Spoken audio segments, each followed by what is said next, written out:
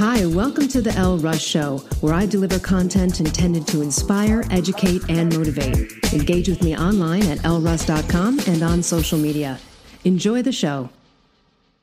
Hey everyone, today one of my favorites. This is the third time I'm interviewing him. I previously interviewed Dr. Robert Glover on the Primal Blueprint podcast, the now discontinued podcast. He wrote No More Mr. Nice Guy, a proven plan for getting what you want in love, sex, and life. And he also wrote a book called Dating Essentials for Men. Dr. Robert Glover is the essential guy, the expert on people-pleasing behavior, which is really critical that everybody gets through and moves through and out of people-pleasing, because the only way to confidence and true self-esteem and happiness in life is to get rid of that. So we're going to talk a little bit about all of these things today. I hope you enjoy the show. Dr. Glover, it's great to speak with you again. How are you? Elle, good to be on your call again. You know, I have recommended so many people to your work. And as I even mentioned in the intro, I used, you allowed me to take a little bit of a snippet from your first book, No More Mr. Nice Guy, in talking about people pleasing, because in my opinion, and I know yours as well, you know, one of the keys to confidence and self-esteem is getting over that hump of being a people pleaser. Before we get into some of the details of your other books and other work, for those out there that just want a nice, you know, what is people pleasing in a nutshell? Well, people pleasing is basically an internalized message, usually that got internalized at a really, really early age, like weeks, months, years old, that said, I'm not okay just as I am. I have to have other people's approval for me to be okay. And I mean, this is pretty normal because if you think about it, you know, little babies, little children are all pretty dependent on others. And so we need our others to be there for us and to pay attention to us and meet our needs. Now, unfortunately, when that doesn't happen in the most timely or consistent way to us as children, we actually get real anxious about that. And so we start doing things, especially in terms of a nice guy or a nice girl, is how can I become what other people want me to be so that they will pay attention to me, meet my needs? And what do I need to hide from those people so I don't get rejected or get their disapproval in any way? So basically, people pleasing is just, in psychological terms, it'd be called external locus of control. And that is, we only exist in terms of how other people view us or how we perceive that they view us. So that means we're working 24/7, whether we know it or not, to make sure the people that at least we care about or value, maybe sometimes everybody, thinks we're okay, and hide anything from people that might make them think, oh, we're not okay. So putting the power of one's own validation into the hands of others or strangers is obviously completely detrimental.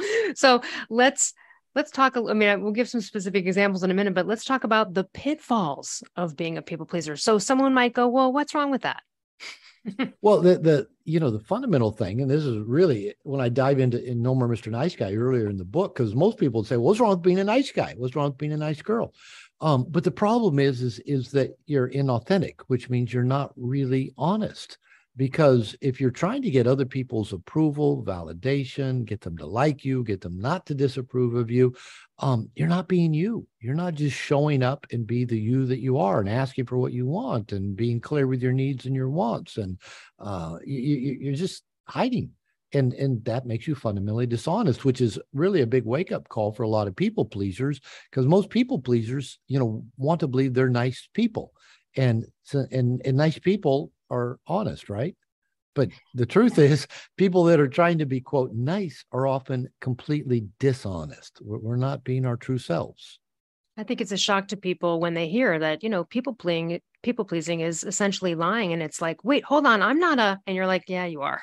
You know what I mean? And they realize this is like a harsh thing. And let's talk a little bit about some of the specific pitfalls, like the covert contracts that can be in your head and the things that go on. Can you talk about, because you are a reformed people pleaser and this is your work in life and you've helped so many other people and have so many great groups and courses, all sorts of wonderful knowledge available for everybody to overcome this.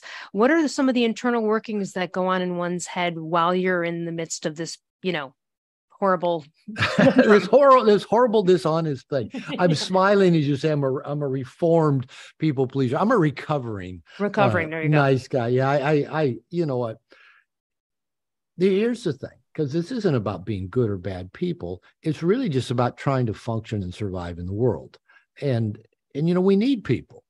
And if, again, as little children, if the people that were important to us didn't show up in consistent ways and be attentive to us in ways we needed, that created anxiety. And so we bring that anxiety with us into our adult world. So this isn't about being good or bad people, honest or dishonest. It really is just about our anxiety states keep us in a state of anxiety. Now, one of the things I talk about in No More Mr. Nice Guy that a lot of people tell me was really a profound point in the book is something that you just mentioned called covert contracts. Now, the covert contract is just that. Covert meaning is hidden, and usually is hidden from the people pleaser. We don't even know we're using them till they're pointed out to us, and they're especially hidden from all the people we're trying to form the contract with. But basically, a covert contract is based on usually anxiety and internalized shame, the sense that I'm not okay just as I am. And it usually, for nice guys and nice girls, it takes three forms, three manifestations of the covert contract. Covert contract number one is, if I'm a good person, I'll be liked and loved. Now, all of the covert contracts are they're funnily manipulative. They're giving to get, and they're all based on faulty reasoning. So if I'm good, everybody will like me. Well, what does that mean? That you're good? And nobody's liked by everybody, no matter how good they are. But yet we think if I'm good, everybody will like me.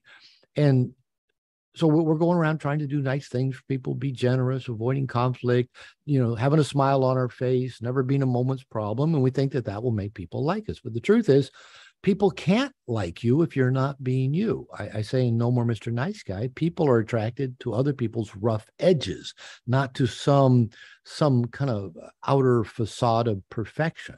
So that's covert contract number one. If I'm good, people will like me and love me.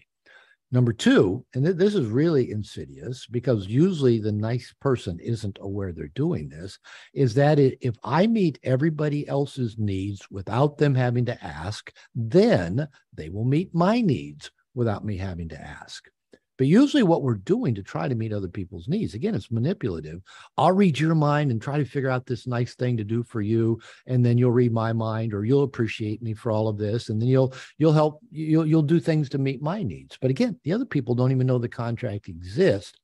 And add to that, most nice guys, nice girls are not actually very good at letting people give to them because it makes them feel guilty. It makes them feel, believe it or not, like a bad person. And we don't want people to think we're bad people. So every relationship I've ever been in, usually my partner tells me, Robert, you're difficult to give to. And that just is part of that people pleasing. No, it's better if I give to you. It's better that I give to you. But unfortunately, that typically just leads to a lot of frustration and resentment and not getting our needs met. Third covert contract. Well, and I just want to interject there. It Sure. also seems similar to the unable to accept a compliment or deflecting it. It's almost like giving the middle finger to the person that just said you look nice, and then you go, "Oh, what this is?" You know what I mean? Because I used to do that a lot too. You flipped people off when they complimented you, huh? Right? I would be like, "Oh, come on, this that you try to deflect again." It's like, no, don't no attention on me or whatever. And not that I was a people pleaser, but just again having issues accepting sort of words of praise or compliments. It is almost as if we now owe them something because they gave us or they gave us a compliment. And yeah, I used to do that. Oh, you look nice today. Oh, this old shirt. Or right, this was $10. It's nothing. Yeah, and now I've actually learned when people give me a compliment, say thank you, that feels good, or thank you, or I like this tie as well, or thank you, I like this shirt too, and just let it in. And so, but again, that's hard for people pleasers to let people give, even though we are desperately in need. People pleasers tend to be needy because we're not good at expressing our needs or wants. We're not good at surrounding ourselves with people who want to give to us, and we're not good at receiving. So that keeps us in a perpetual state of neediness. And then, you were going to go on to the third covert contract. Yeah, that's all right. I like that example. You flipping people off for compliments. Third covert contract is, if I do everything right, then I will have a smooth, problem-free life. But again, nobody does everything right. We're human. We make mistakes. We mess up, and life is not smooth or problem-free. But that goes back again to that whole thing. Well, if I'm good, if I do it right, if I'm there for other people, everything will always work out in my life. But it doesn't, which often leads to a lot of frustration, a lot of resentment, a lot of what's wrong with me, that just perpetuates it even more. I have to go. I try harder to get other people to approve of me. Round and round they go, and it seems like it's a backfiring endeavor. And again, it's really hard. I think, like when I used to in romantic relationships, I used to have a lot of shame around I have a hand disability. I used to have but you can't see it, so I could kind of not tell you, and I would just hide the shame and not talk about it. And in hindsight, I realized that I'm not being vulnerable in this relationship, but it also is the sense of, and I had a moment of understanding what a people pleaser would be like, because in my brain, it was like this faulty logic of, well, they don't really know this thing about me, so how can they really love me anyway? Like it breeds like a mistrust, right? Yeah. Because you think, well, how they don't even really know me because I'm not being who I am, or I'm not being authentic here or there or wherever it is, and therefore, so then it's almost like you don't trust even if they do tell you they love you or they do express this, right? It's almost like you said, hard to receive almost anything in a vulnerable way. And think about and what you're really saying, if you think about how crazy that is, because I've been in relationships, with people, and I tell them they're beautiful, or I love your eyes, or that really looks good on you, and it's like, no, that can't be true. You're Right. And so here we are desperately wanting to be approved of. And then when people actually say kind things or loving things or compliment us, it's kind of like, because it doesn't fit our internal belief system about ourselves, we actually push it away and make it difficult for people to love us, for people to give to us, for people to give us the very validation we're hoping to get from them. Is part of this maybe people pleasing? If probably yes, but this part of this over giving, right, which is a problem with other people, even who aren't people pleasers. But this over giving thing is almost like, if I overgive and I do everything for you, then you won't abandon me. There's that too. It's not just Of you'll course like there me, is. but like you won't leave me, right? It sometimes comes from, again, childhood abandonment wounds. Well, I think that's maybe even just fundamental to everything. It really Sure. is about abandonment. Now, here's the thing. That's kind of hard to connect the dots to for most of us, because I remember taking, in grad school, Child Development 101. And I think maybe like the first thing they told us, or first thing I read or whatever, was that a child's greatest fear is abandonment, because for a child, abandonment means death. Children, human babies are the most dependent animal on the planet for longer than any other animal. Right? Most animals within weeks, days, hours are sufficient. Human babies, I mean, now's about 35 it takes for a person to get, self-sufficient. It used to be like 16. Now it's doubled. And so everything that feels frightening to a child feels like abandonment. So if you're hungry and you're not fed, you're cold and you're not wrapped up, you have a bellyache and you're not tended to, you're lonely and you're not held. All of those feel like abandonment. And it's not a logical, 2 + 2 = 4. It's an emotional belief, because when children are small, they're narcissistic. They're the center of their universe, and they feel the emotional parts of our brains are fully active. The reasoning parts of our brain don't come online till a few years later, and in men at least, the reasoning part of the brain isn't fully developed till about age 25. That's why men's car insurance rates go down at about 25. But so when we're small, everything gets internalized as an emotional belief and wired into a very primitive part of our brain called the amygdala. And that's also the source of our fight, flight, freeze, fawn, all the other S we want to throw in there, of how we survive in this world.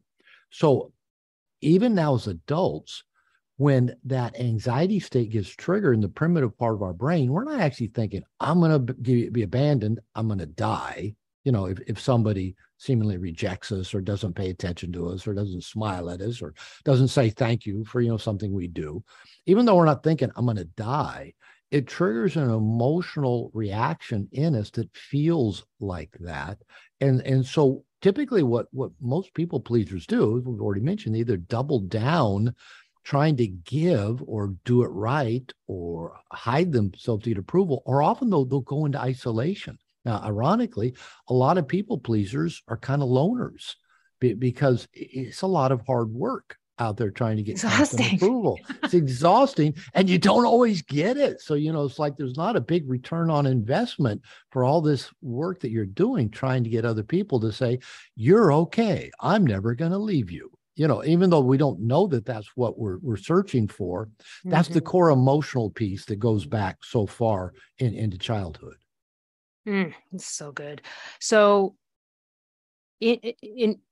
combining both of these, your second book, Dating Essentials for Men, and then the newer book, which is Dating Essentials for Men, the Frequently Asked Questions, sort of probably a wonderful handbook. How many hundreds of questions? You said you had how many hundreds of questions? Yeah, there's 300 questions that had been asked of me in my online classes over the years, and I took all the answers, edited them, kind of cleaned them up, and put them into a book.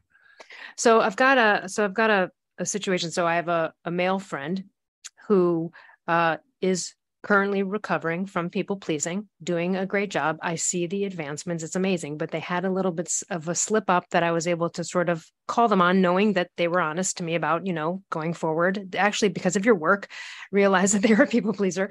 So, which is wonderful.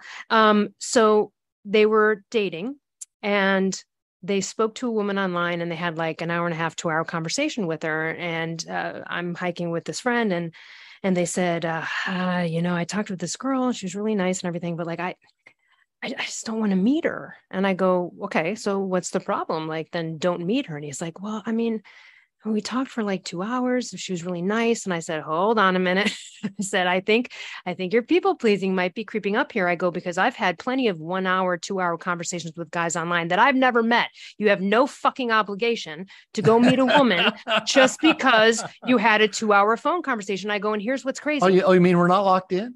Right. And I told him, I go, so what you're doing, I go, so if you really break this down, like what you're doing is you're going to actually go take time out of your day to go lie. You're not interested in her. So now she thinks you're interested in her. You're wasting the shit out of her day, her time. You're going to go do that also that you have an appearance of being nice for a stranger you just had one conversation with, right? I mean, it's like, if you break it down, it's crazy. And he was like, oh my God, you're right. Yes. What am I doing? I don't know why this is creeping up. No, I'm not going to meet her. Right. So I know this can be, it's like anything, you're recovering and you got to catch yourself. You got to catch yourself. I guess what I would like to ask you is, and I know you said earlier, I said you're reformed, you said you're recovering. I know with things like confidence, it takes practice. It gets easier over time. Is it always, if you've been a people pleaser for so long, are you always going to be a manufactured person after that? Or do you feel like after practice and at time, it seeps in and becomes more natural?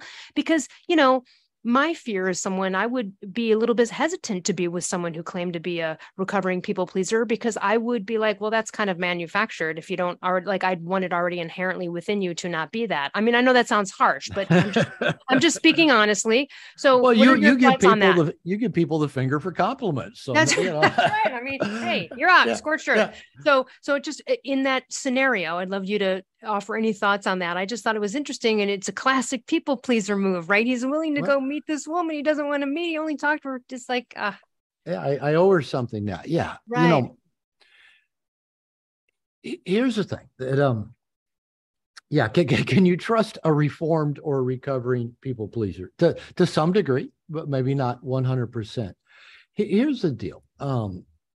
I know the thing that a lot of people tell me, that in my workshops or seminars or listen to my like Q&A calls or things like that, is they'll say, Robert, I just really appreciate how authentic you are, how real you are, how open you are.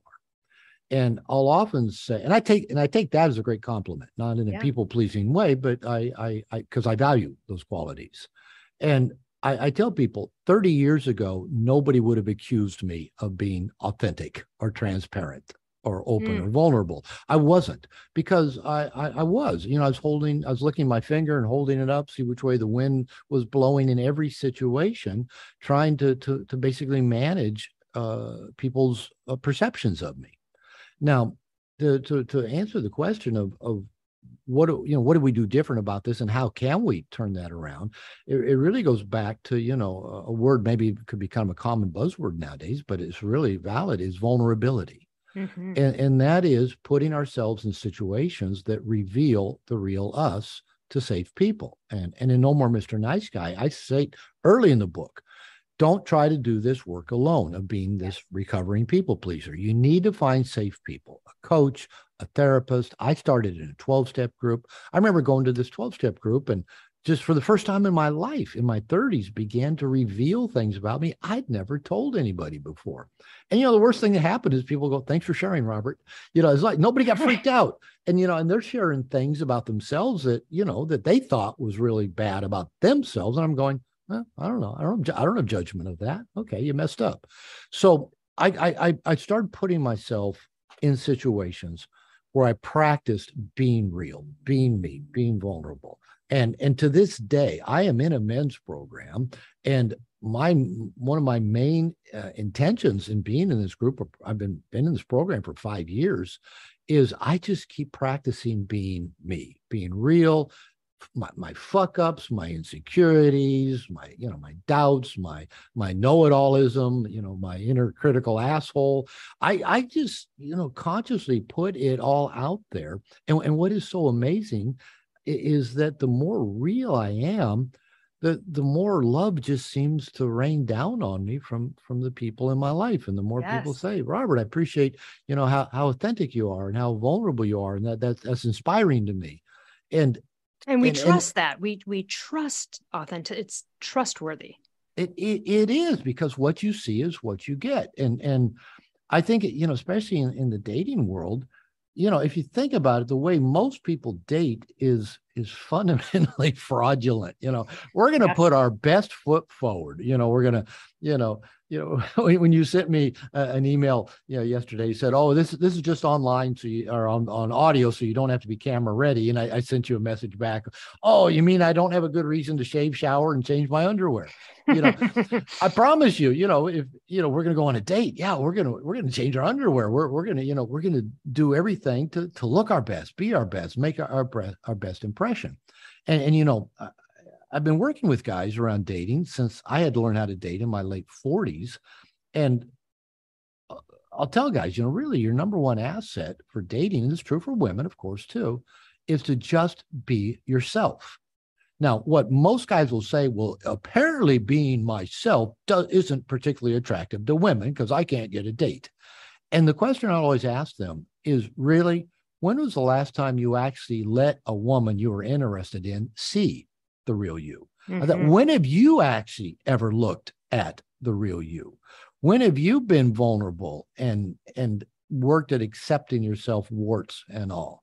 The thing is, the thing with the people pleaser, and I don't even know if we have to be, identified ourselves as people pleasers, that if we're out there presenting our best self in any way whatsoever, we're not being authentic or real, and that inhibits other people's ability to actually like us, to actually connect with us and think, oh, this guy's a little different, or this woman's this woman actually flips people the bird when you give her a compliment. But I kind of like that about her. You don't see that every day.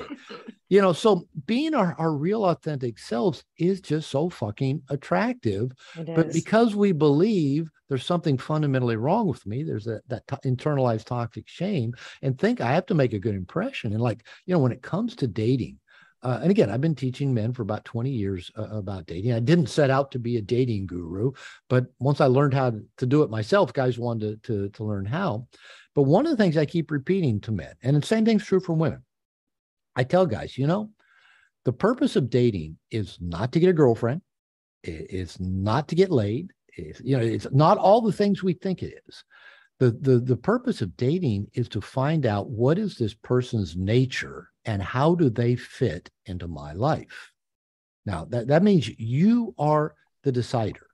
Now, that means if you're going out trying to get a person to like you, or trying to get a person in bed, or trying to get a person to approve of you, or trying to get a person to want to be your girlfriend, or go on a second or third date with, if you're trying to get any of that stuff to happen, you are not being you.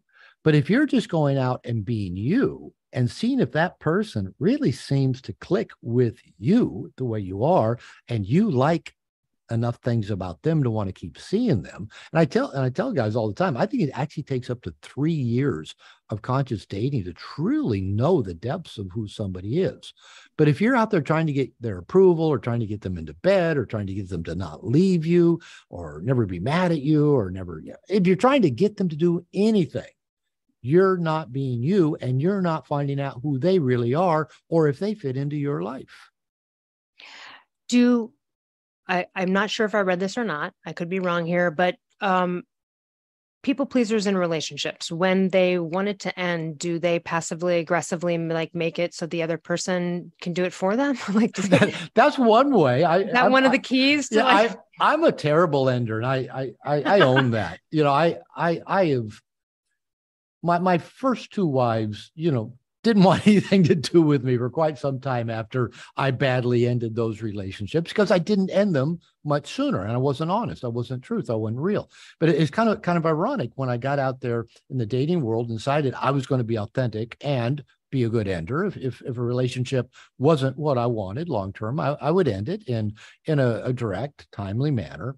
And I tell the story occasionally that a few years ago, in the month of December, my birthday, and of course the holiday season, 5 different exes, 4 of whom I'd broken up with, all reached out to me either around my birthday, around the holidays, just to, connect or invite me out or go get a drink.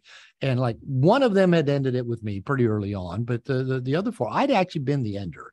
And then a 6th person, I was out at a breakfast buffet with my kids, and a woman walked across the buffet and said, "Robert, do you remember me?" And said her name. Said, "Yeah, of course I remember." She said, "I saw you across the room. I just wanted to walk over and say hi." I had a big smile on her face. So here were 6 women, 5 of whom I had ended it with, all kept thinking I was a good guy, a decent human being, and somebody that, they had fond feelings about after the breakup. That was from being a good ender, from being conscientious. Being a bad ender, people pleaser. I don't want anybody upset at me. I don't want them to get mad at me. I don't want them to never talk to me. I don't want them to say bad things about me if I break up.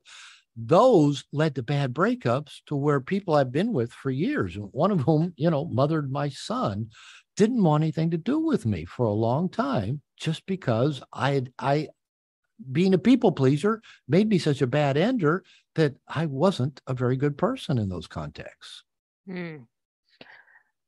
Why is it's so key? You mentioned this in the first book about how a lot of male people pleasers have mostly female friends. And I know this is probably why you do men's groups and things like that. Why is it so important for people pleaser men to connect with other men? And why joining one of your men's groups or a men's group for this purpose is important? That's a good question. And here's what I attribute it to. Most of the men I work with, and this applies to me, everybody's got their own story. It's all different. But many of the men that I identify as nice guys have a family constellation. They vary, but a real common one is not being particularly connected to their father. Either right. Dad was absent, left the family, divorced, worked all the time, unavailable, alcoholic, angry, whatever, where the boy did not have a close bond with his father. Now, these are the stories I heard when I was writing No More Mr. Nice Guy 25 years ago. Now, what I hear a lot of stories is a lot of young men tell me, "Oh, my father is a nice guy. And because he was a nice guy, he always just said, 'Oh, don't upset your mother.' He's always trying to please, placate my mother. I had nobody really to take my side." And so a lot of young men didn't have a safe, loving, healthy, nurturing connection with their father. And as a result, many got parentified by their mother. Many took care of their mother's needs emotionally. Many had controlling or angry or critical mothers, where they were always walking on an eggshell trying to make the woman happy. So that gets ingrained into a lot of boys growing up. And then if you consider, the way the public school system is set up, I had one male teacher from kindergarten until I got in junior high, one. So that means I say that, for most boys, getting from 2nd to 3rd grade not only involves reading, writing, and arithmetic, but how to please a woman. So most boys are raised culturally nowadays where they've got to learn how to please women and get validation from women and get women to approve of them. And because really young men have no masculine initiation these days, like our ancestors did. Nothing to teach them how to get out into the frightening, scary world of the masculine. So I say what happens for a lot of men, and I especially see this in younger men who grew up with the internet, television, video games, and they never had to do anything challenging, and they hang out in the nursery. So, a lot of young men spend their time on the internet, smoking pot, drinking, and just hanging out with women that there's no possibility of ever having sex with because it feels real safe to them. So they're good at listening to women talk and tell them about their problems. I call them, they become a girlfriend with a penis. That, the woman's never going to want to have sex with them just because it never crosses the woman's mind that that'd be somebody interesting to have sex with. She's just another girlfriend to listen to her talk. And so so many young men and men my age as well, just hang out in the nursery where it's just safe and easy and not particularly challenging. Now, one of the beauties of getting with men is I think it's a great place to be in practicing being authentic. Most men are not going to reveal their deepest dark secrets to a woman because we just don't want to be judged by women. But we can go do that with men. And men will challenge us. They'll hold us accountable, but they'll do it with love. And they'll bring out the best in us. They'll sharpen us. They'll initiate us. And actually, I often feel much more loved hanging out with men than I ever do with women. But as a younger man, I always sought out the approval of women. But the approval of women's like the weather. It changes from minute to minute. But in masculine relationships, there's just a lot more of a consistency to that connection. So as I said, I did most of my quote nice guy recovery in men's groups 25 years ago. And the last 5 years I've been in a men's program just because I need that connection with men. I joined when about a year into my third marriage, when it was starting to struggle within the first year. I said, I need help. I need men in my life. And I attribute getting into a program with other men to helping my marriage really blossom and us get through a lot of the struggles we were having early on. I would say from my personal view as a woman, later in life, I realized I think I need closer relationships with women for the vulnerability factor, even though a lot of my close friends were guys. I mean, not that I didn't have any female friends, but there was a moment where I was like, you know what? I think I should get some more lady friends. Even though I can be fully vulnerable with my male best friends I've known since high school or whatever, there is a different joy and level of connecting as a woman to another woman in that way. And I'm so glad I set that intention, because in came some wonderful women, even more vulnerable than me, to even sort of teach me, make me feel comfortable and open up that side of me that was lacking and causing problems in relationships with men. So women were sort of like, having these closer female friendships and realizing, hey, I think I need this in order to foster and sort of encourage and ignite this vulnerability in me that I'm lacking, that's causing my life problems. So I can see how it would be the opposite for men to men, Yeah. Well, it's not even really the opposite. It's the same. It's the same, right? Yeah. What my training is in marriage and family therapy. So I've been doing couples therapy for over 30 years. And I used to tell couples when they walk in my office, first session, I'd say, hey, the best thing you two can do for your marriage is to develop good same-sex friends. And, the men need good guy friends, the women need good girlfriends, because here's what's happened. Our human ancestors, if we say, okay, our human ancestors have been evolving for about 2.5 million years, we were tribal. The men went out and hunted and gathered, and the women kind of huddled together with the children, the other dependent members of the tribe. And the women developed hierarchies and systems within a system, and the men got out and did their cooperative thing together. But that evolved about 10,000 years ago. We became more agrarian. We settled down. We quit hunting and gathering. We developed more of the nuclear family, and that's now kind of dissolved to where family doesn't even hardly exist. But up really into about World War II, if you look back, look at our grandparents' generations, men and women didn't hang out all that much together. When men went to work, they mainly worked with other men.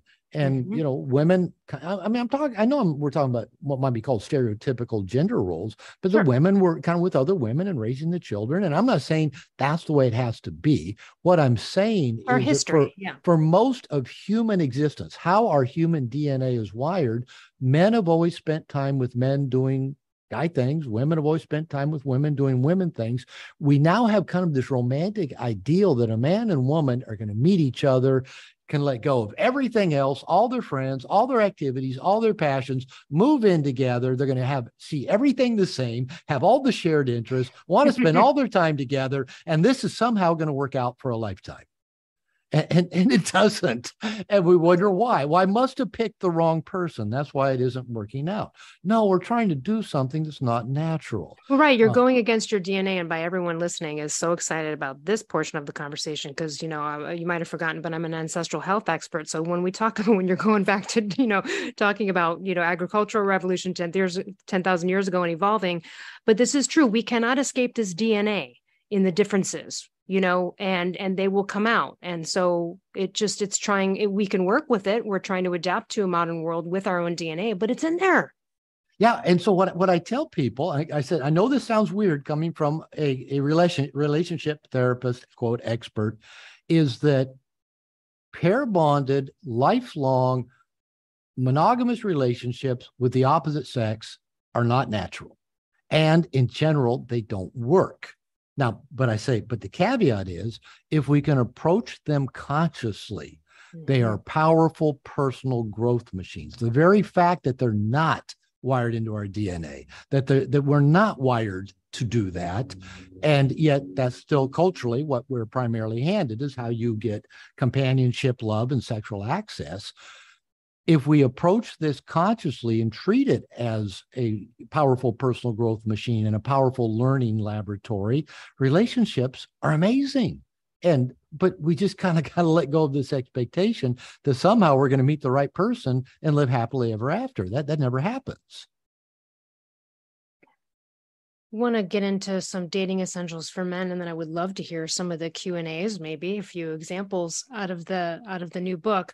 But let's talk about or rattle off some of what you feel are the most expressed self-limiting beliefs of men when it comes to dating. And I'm sure some of these apply to women too, but considering the book's for men.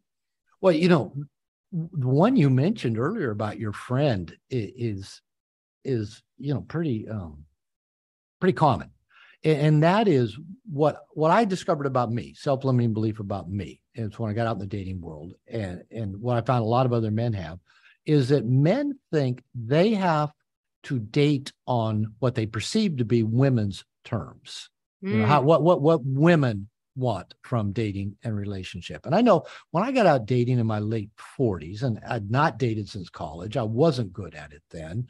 I'd been married for 25 years to two women that I probably shouldn't have dated more than 3 dates, either one of them. They're good people. They just weren't good matches for me, but I didn't know how to date. Yeah, I didn't know how to date. I didn't know how to be a good picker, and I was a terrible ender. So when I got out there, I decided I was going to be a better picker, and I was going to work at being a better ender. And those are good strategies to work on. But what I also found was, I thought, oh, okay, I have to be this way in order for women to approve of me and want to date me. And, you know, I'd been 25 years in a relationship, and I wasn't wanting to just be like a player and go out and sleep around, but I wasn't ready to just dive back into another relationship. I wanted to learn how to be single. I wanted to learn how to date. I wanted to meet a lot of different people. I did want different sexual experiences. First 2 women I had sex with were my first 2 wives. You know, I wasn't ready to lock that down again. But I thought, well, if you don't give women, you know, this commitment of exclusivity and monogamy, and right away they're going to demand it. And what I came to find out is, yeah, some women said, well, you know, I won't be, you know, I won't be sexual unless I'm, you know, in an exclusive relationship. And I learned to tell them, well, I don't get into exclusive sexual relationships until I've had sex with somebody. I mean, it doesn't make much sense to say, I'm only going to have sex with you if I've never even had sex with you. So, and then I would tell the women, when we do have sex later on, don't assume I changed my mind. I'm going to assume you changed yours. And they all did change their mind and have sex with me. And what I quickly realized is women can say they want a lot of things, but yet they will still accept something very different from that. And so what a big self-limiting belief that, that I work with men is a thinking I've got to fit in to what the perceived expectation is of women in the dating world, and even what women say they want. Now, what I also learned out in the dating world is that a lot of women did not demand sexual exclusivity. In fact, I had any number of women, get naked with me without me even like trying to make anything happen, without even a discussion of what we were. I had women tell me, hey, I don't want a boyfriend. I don't want a relationship.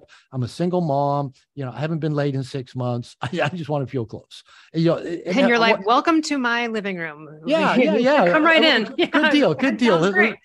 But so, what I really found out is that, a lot of these belief systems that I had, probably that I got from my mother, that I got from media, that I got from fairy tales, and is that there's a lot of different ways of doing this. And it really comes back, whether you're a man or a woman, but since I mainly work with men, again, is asking, what do you want? And how does this woman fit into what I'm looking for me in my life? Because as soon as you start asking, how do I fit into her life? How do I get her to like me? How do I get her to X, Y, or Z?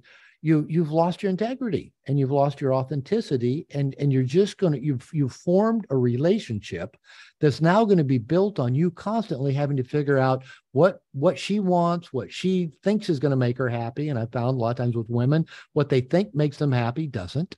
And if the guy is believing everything the woman says, that, oh, I want this, so this will make me happy, and then he tries to do it and she's still not happy, he goes, what'd I do wrong? So you've really got to get some clarity of what is it that you want, and stick with it and have a faith that if you are authentic and you are moving in the direction that serves you, that there will be other people who are amazingly attracted to that. Mm-hmm. And I've shared a line from the Dating Essentials for Men FAQ book, where I say that the feminine, I'll just make the feminine in terms of women, children, dogs, cats, money, opportunity, everything that's not nailed down, everything feminine, is amazingly attracted to a man who's comfortable in his own skin, knows where he's going, and looks like he's having a good time going there. Mm-hmm.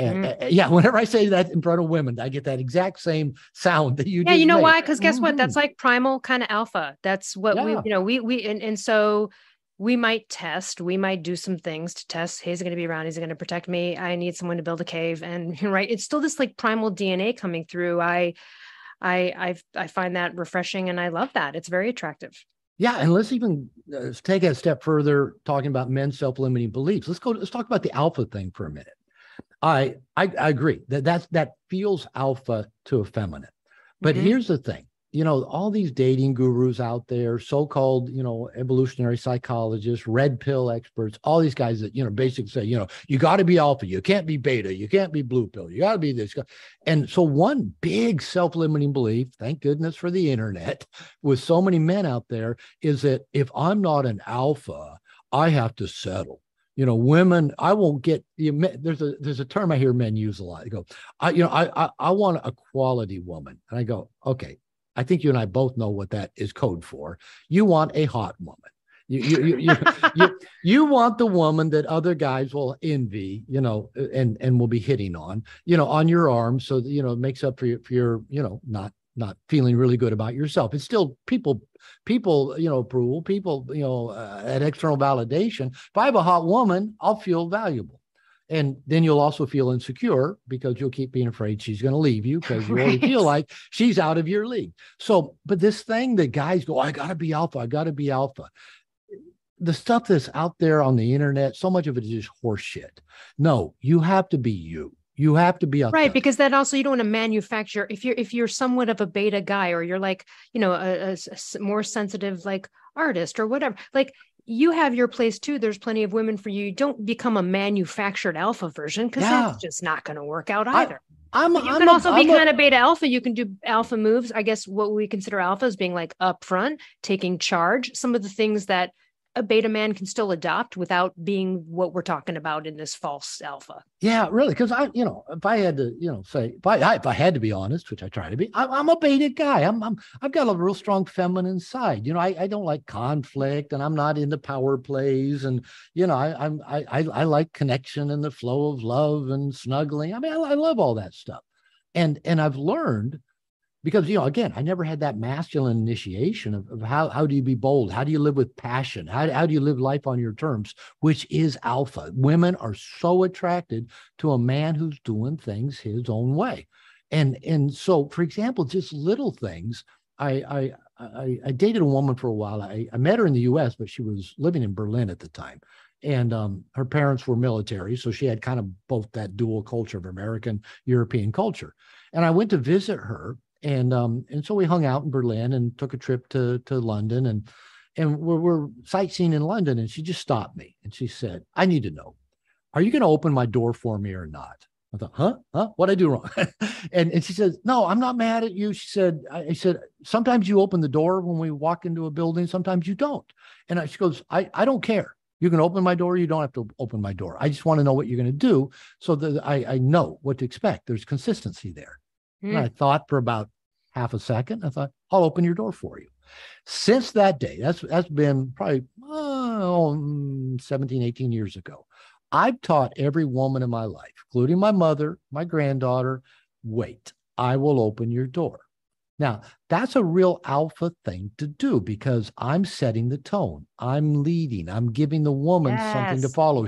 I'm melting right now hearing it. Like, really. Yeah. She's submitting into my masculine dominance and care and concern. Now, masculine dominance is not inherently abusive. It's actually right. It's not smashing a beer can on the head and being like, no. Yeah. And so the thing is, and most women, you have to train them because, like, as my mother said, when I started training her, my father had already passed away at this time. She said, if I was waiting for your father to open my door, I'd still be waiting.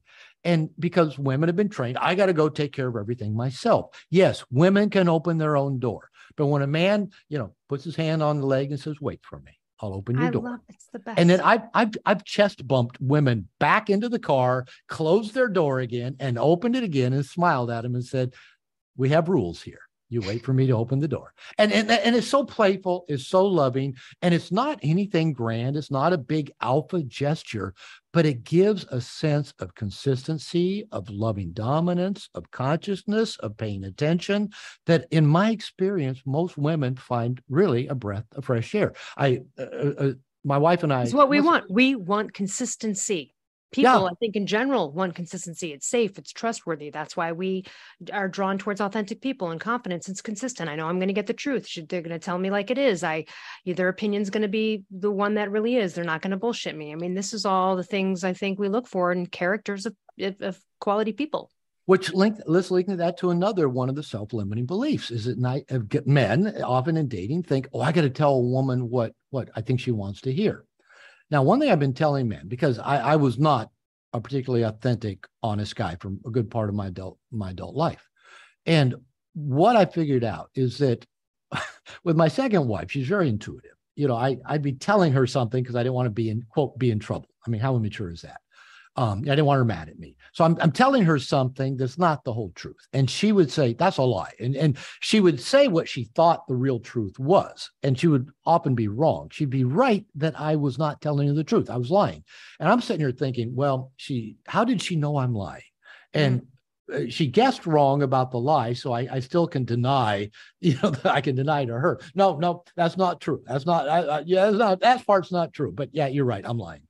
And so when I started my Nice Guy Recovery, that's one of the first things I started doing was just, if I ever thought of, a lie, I was going to tell her like, there's so much traffic coming home. That's why I was late. Well, the reason I was late is I didn't leave when I told her I was going to leave, right? I would come home and I'd say, hey, I was going to tell you a lie. Here's the lie I was going to tell you. Here's the whole truth.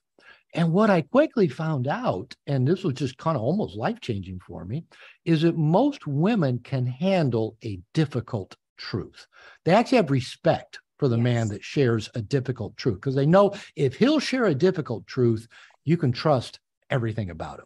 But if he lies about the little things, if he tells Mhm. stupid little fibs and white lies about stupid little stuff, a woman's going, if he lies about the little piddly shit that doesn't matter, what can I trust about him? He'll lie about the big stuff.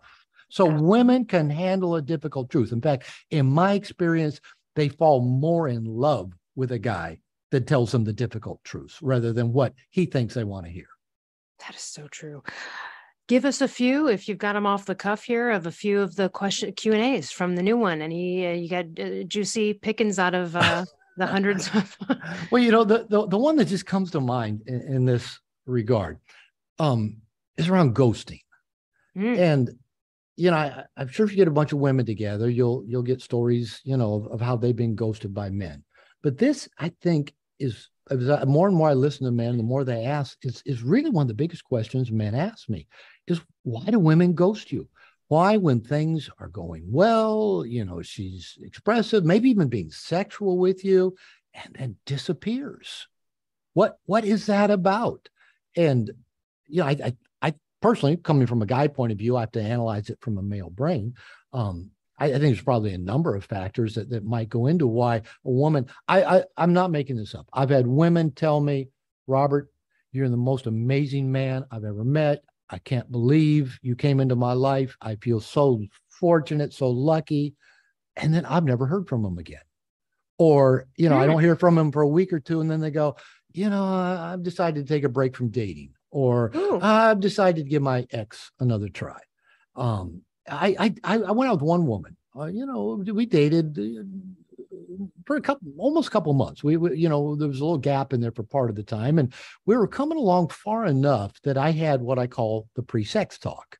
We were being physically affectionate, and I said, "All right, it looks like clothes are about to come off. Let's talk about protection. Let's talk about STDs. Let's talk about unwanted pregnancy." And we had the pre-sex talk, and she said, "I've got a migraine, and so tonight just is not a good time." But she took her earrings out and kind of laid on her head on my chest on my couch, and we just had a pleasant evening. And then the next day I found the earrings on the the little table next to my couch, and I sent her a message and I said, hey, you left your earrings at my house. I said, that's the oldest girl trick in the book. And she responded, you and I both know that I don't need an excuse to come back to your house. It's kind of engaging. I never saw her again. Never saw her again. And I mean, and those earrings stayed in a nightstand for years. I had a buddy that used to say, hey, did Amy ever get back to you? I said, I still got her earrings. I'm still hanging on to them. It was several years before I finally got rid of them, just because it was a joke, just to hang on to them.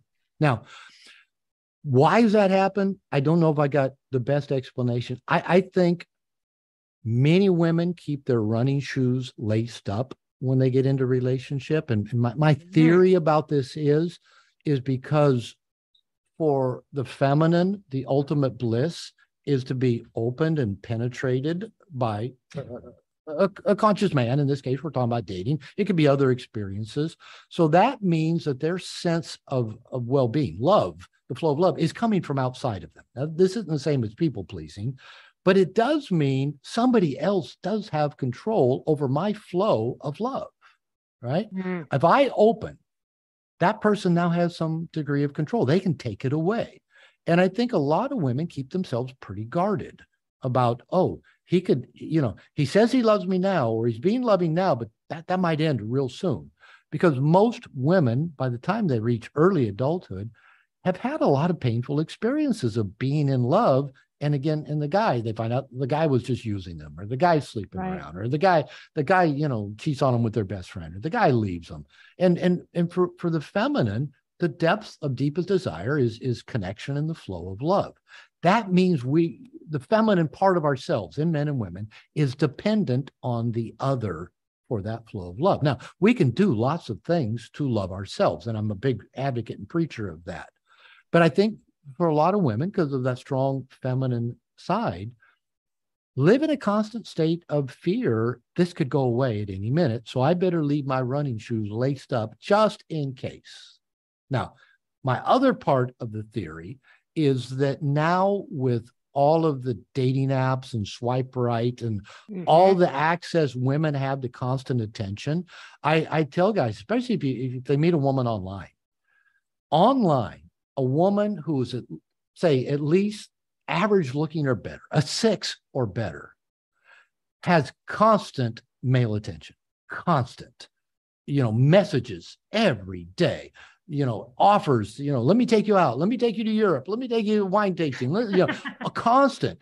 And as I tell guys, a lot of women, especially if they didn't get that kind of attention as an adolescent female, and now with technology and good makeup, they get a lot of male attention. Why would they close the lid on that toy box? It's just constant. Why would they close the lid and say, I'm just going to, just try one guy? Oh, well, there might be other guys that still might want to take me out. So again, these are just kind of my theories coming from a male point of view, but that's one of the biggest questions that men ponders. Why do women do that? Why, after they tell you how amazing you are or even sleep with you, do they disappear? Now, I know men do the same thing, probably for different reasons, but that's one of the most common things that came up in a lot of the FAQs.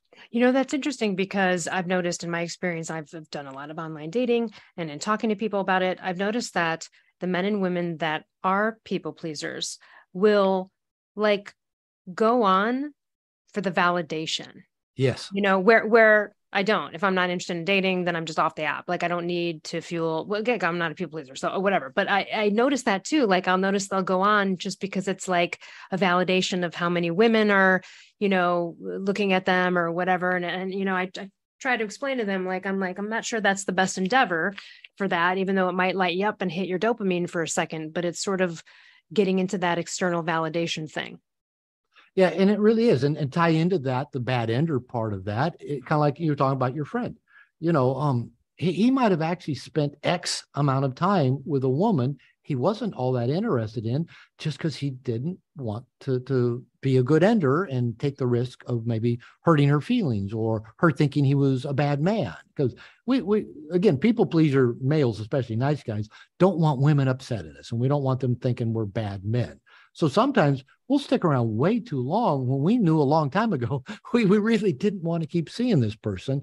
And I tell guys, that's unloving. It's kind of mean, especially when I've been there too, where you're dating someone for a little bit, you sense that they're totally in love with you, and you're not. Oh, so yeah. At that point, I've said to myself a couple times, hey, Elle, take the high road here, because you could comfortably coast here because you're getting the things you want out of it. But now it's kind of mean because this person wants more, you don't.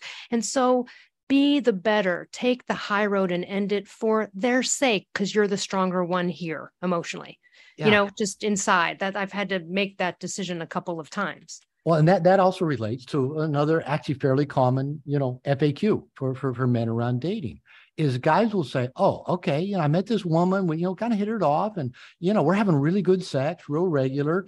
And, they'll say, she's a good woman. She's not the woman I want to spend my life with. And I know, this isn't, it's going to end sometime, but I'm liking the sex. And they go, what should I do? And I go, end it now. Because if as you said, if she's more into you than you're into her, if you can see that look in her eye, if you can see she's falling in love with you, if she's doing these little surprises and gifts for you, and that's actually making you want to run when she does nice things for you, right. That it's unloving to get, well, but the sex is good, I'm enjoying that. And I go, no. Even if you're clear, I'm not seeing you exclusively, I'm not looking for a girlfriend, but even if you've said it 100 times, emotions don't work that way. And if you think she's more into you than you're into her, the loving thing to do is to say, I need to end it. I don't feel the attraction, the chemistry I need for this to be long-term. Thank you. Wish you however you do it. Yeah. And you can be honest with a woman and be like, hey, I'm not looking for anything. And they could say, hey, I'm not looking for anything. The classic one, don't mean to stereotype women, but the classic one is that the woman changes their mind. at some point. You know what I mean? And so you have to be open from the other side, knowing that that could change. And if you sense the change, it doesn't matter what they said in the beginning. It's changed now. And you got to be aware of that, right? So I think a lot of people would go, well, I told them, they said, and you're like, yeah, but what's really happening now, right? Like what are you experiencing? Yeah. And that's why, when it comes to dating, and like I said, with relationships, if we're conscious about our relationships, they're powerful personal growth machines. I think the same thing's true of conscious dating. And that's really a big piece in all my writing for men around dating is rather than this kind of spinning plates, pick up, red pill, all that kind of, running game, negs and all that stuff. I really want men to be conscious. So that's a state of consciousness when you've said, I'm not into, anything long-term here. I'm just, dating around. I'm just having fun. And she says, me too, no commitments. And you see that look in her eye that she's falling in love. You need to have a conversation, but even just words are not going to shift it. She might even try, okay, I won't fall in love with him. I won't fall in love with you. But, you can't control that stuff. And that is where to be conscious and more loving, yes, end it sooner rather than later. It never gets easier. The more in love somebody falls with you, it doesn't get easier to end it. Yeah. It's always just such a joy talking to you. I want to just let everyone know, we'll put it in the show notes, but it's drglover.com, and that's drglover.com. You have coaches, therapists, and groups. We can work with you. You have trained No More Mr. Nice Guy coaches and therapists and groups. There's so much great free stuff on your website as well. And I can only say that knowing a couple of people who've endeavored into this from hearing your work, I mean, it's really miraculous, the change and the level of confidence and self-esteem that comes from the connection they have from your men's groups and from your work. And I've seen it. So, and that those are from previous interviews you did on the Primal Blueprint podcast where people just heard it and were like, you know what, I think I need to get in one of these groups. And I was like, I'm so happy to hear that. But I've actually seen live the benefits of men going into your group. So if you're out there, and also too, No More Mr. Nice Guy is a great book. And even though it's geared towards men, there's no more Mr. Nice Girls. You can read it in that fashion and still gain from it if you're a woman. Oh, I get lots of emails from women say, thank you for your book. It helped me understand myself better. So yeah, there's a lot of good information about codependency in there. Anything you'd like to leave us with? Just thank you for this. And yeah, thank you for the plug, of course. And, I know you love your work. It shows. I love my work. I like knowing I make a difference in making people's lives better. I like knowing I give men tools to have better lives and to show up in more conscious, loving ways for their relationships. So I love doing this stuff. So let's keep doing what we're doing. We're making the world a better place. That's right. So everyone go get a copy of not only No More Mr. Nice Guy, but Dating Essentials for Men, and then the Frequently Asked Questions. And I mean, my God, right there, you have a good toolbox to start with and then can go forward. Again, thank you so much for sharing your time and your wisdom with us. I so appreciate it. Al, thanks for another invitation, and I'll look forward to doing it again. All right. Everyone else, we'll see you next week. Hey listeners, over the years, a ton of companies have approached me to collaborate, but I will only promote companies whose products I believe in and that I actually use and consume on a regular basis. So let me tell you about some of my favorite companies that I can offer you discounts for. Rep Provisions, an amazing company doing incredible things for our planet, topsoil, and animals with regenerative agriculture, and it's my #1 source for quality pasture-raised meat and chicken. Visit repprovisions.com and use code L15 for 15% off.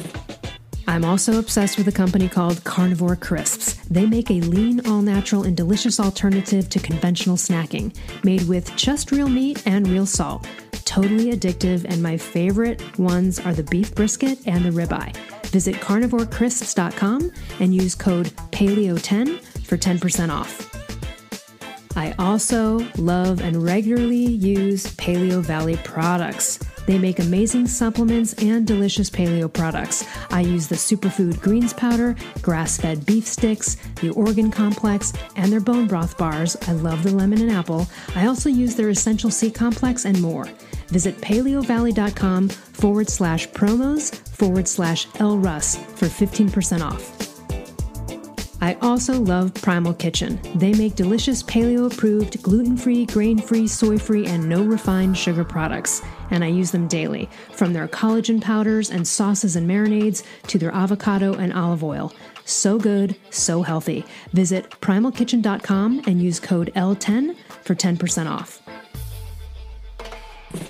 I also love paleo powder and use it almost on everything I cook. They make incredible seasoning blends, and they also have these incredible grain-free coatings that feel just like crispy breadings that you would have had prior to knowing that there's another way. So visit paleopowder.com and use code L15 for 15% off.